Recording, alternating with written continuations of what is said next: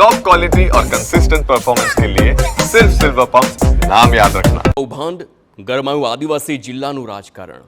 જી હા, આખી ઘટના સામે આવી છે નર્મદાથી, જ્યાં ચકચારી આવકના દાખલાના મહાકૌભાંડની આખી ઘટના જોવા મળી। કૌભાંડ સપાટી પર આવી ચૂક્યું છે અને આખા ગામને કૌભાંડની જાણ છે, પરંતુ કેમ જાણે કે કાર્યવાહીના નામે માત્ર દેખાડો થઈ રહ્યો છે। બીજી તરફ કૌભાંડ મામલે સ્થાનિક ધારાસભ્ય અને સાંસદ આમને સામને આવી ગયા।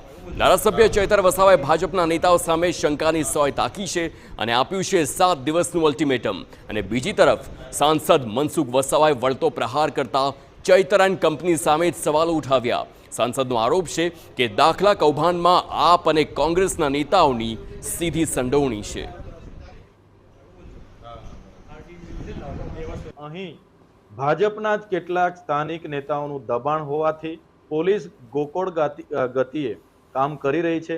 જેટલા પણ આરોપીઓના નામ બહાર આવ્યા છે, તમામ આરોપીઓ ભાજપના મોભીઓ છે, એટલા માટે પોલીસનો હાથ એમના સુધી હજુ પહોંચ્યો નથી।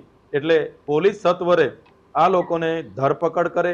ચૈતર વસાવા લેટ બોલ્યા છે, એને પણ મારે પ્રશ્ન છે ચૈતર વસાવાને, આ બાબતે તમે આટલા વખત બોલ્યા કેમ? કારણ કે એમનો આમ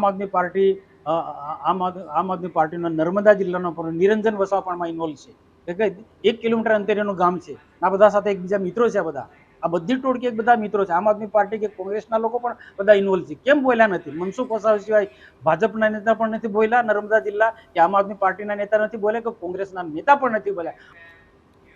ખેડામાં સરકારી હોસ્પિટલ